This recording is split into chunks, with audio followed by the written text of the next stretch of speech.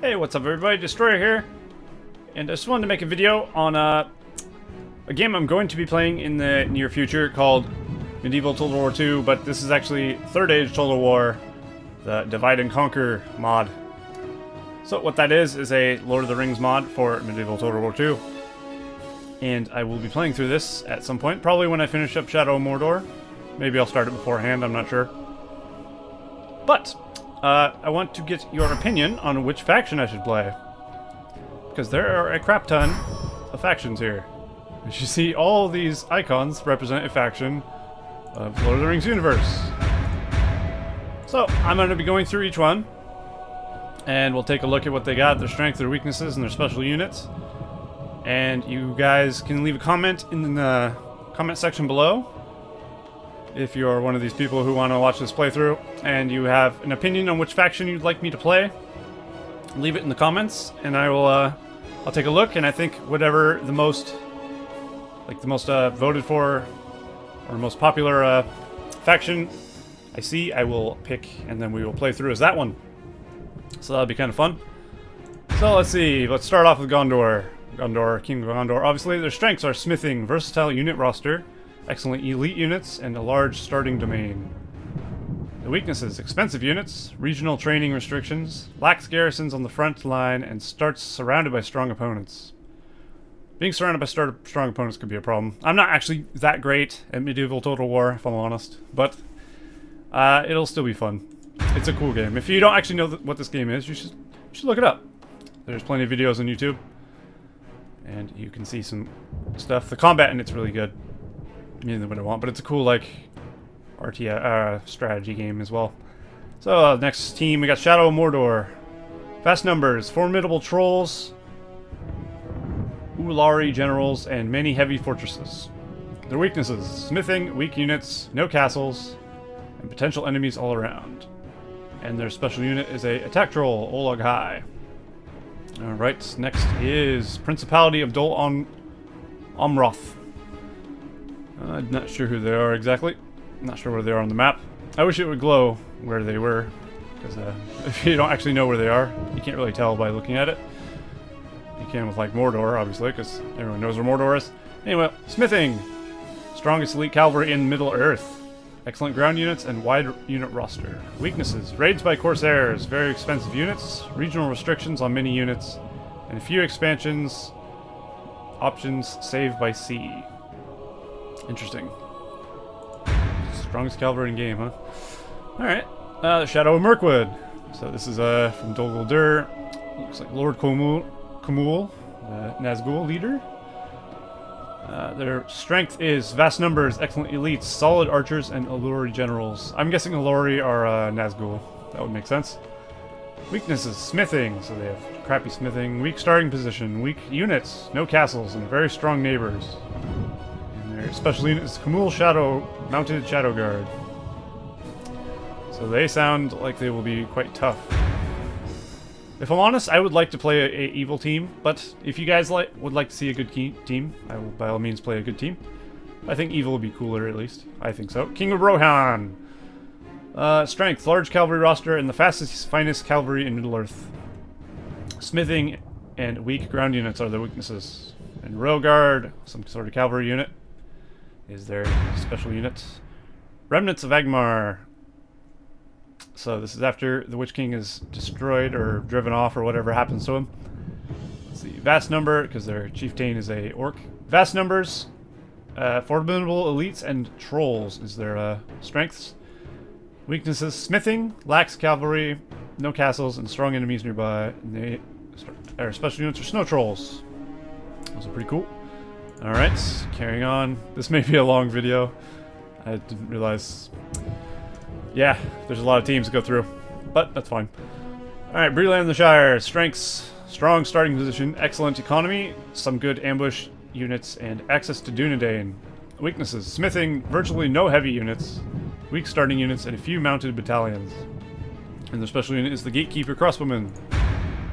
Haven of Umbar, so the pirates. Strength: smithing, very diverse unit roster, strong elite units, and safe starting position. Weaknesses: very weak starting units, few expansion choices saved by the sea, and expensive units. And their special unit is the Naru and Aru Royal Guard. Some sort of pike. Pretty good. Hold on. Alright, next, the Northern Dunedain. Strengths, very strong units, diverse unit roster. Weaknesses, smithing, low population, weak starting position, and a long replenishment on units. And their special unit is the Arthedain Royal Guard. So their leader is Aragorn, he's the leader of the Dunedain, obviously. The Varags of Khand, I'm not sure who they are. It looks like, they kind of look like a Haradrim a little bit. So maybe they're from that area. Alright, strengths, very fast and formidable cavalry, very diverse unit roster, excellent cavalry, archers, and safe starting location. Weaknesses, smithing, there's a lot of weaknesses smithing in all these teams, it seems.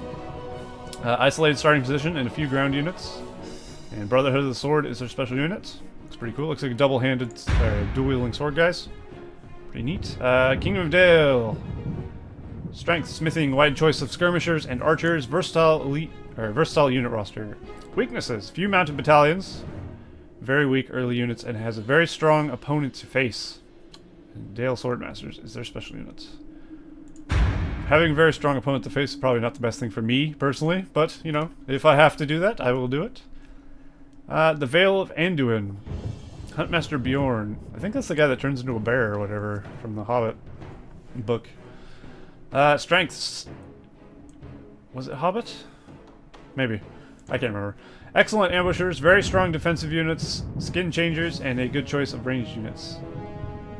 That sounds interesting. Weaknesses. Smithing, virtually no heavy units, poor rate masonry, and strong neighbors. And their special unit is the Eothed Knights. Skin changers, huh? So they're the people that turn into bears or whatever. The Vale of Dorwinion. Never heard of these people. Strengths, smithing, strong mid-tier and elite units, and very diverse unit roster. Weaknesses, strong neighbor, weaker starting units, restrictions on unit recruitment. And their special unit is the Avari Pikemen. God, we're only halfway through these things. Holy crap. Alright, the Dwarves of Erebor and Iron Hills. Let's speed this up a bit. Strengths, smithing, excellent heavy infantry, heavily armored unit roster, and strong fortifications.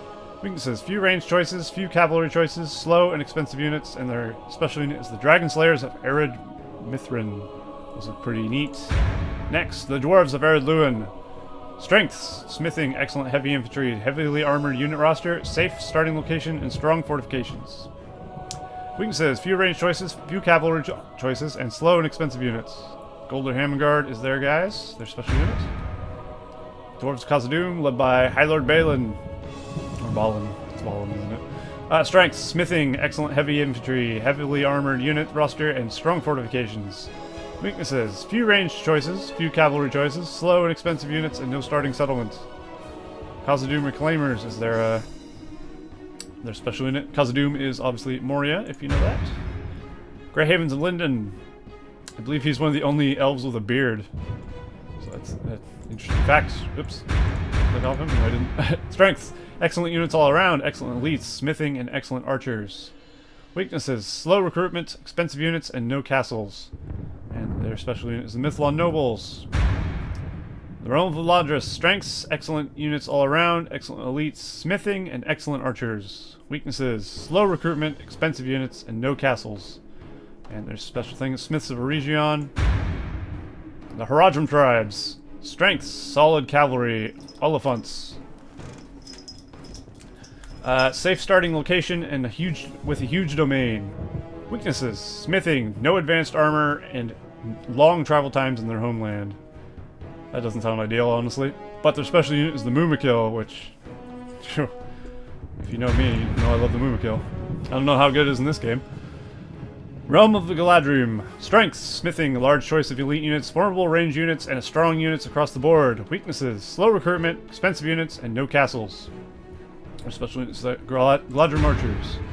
Orcs of the Misty Mountains. Fast numbers, strong trolls, and dependable elites is their strengths. The weaknesses, smithing, poor cavalry, few spear warriors, no castles, and weak units. Their special units, the Cave Troll, which is always a good unit to have. Thranduil's Realm. Strengths, smithing, large choice of ranged units, formidable range units, and strong elites.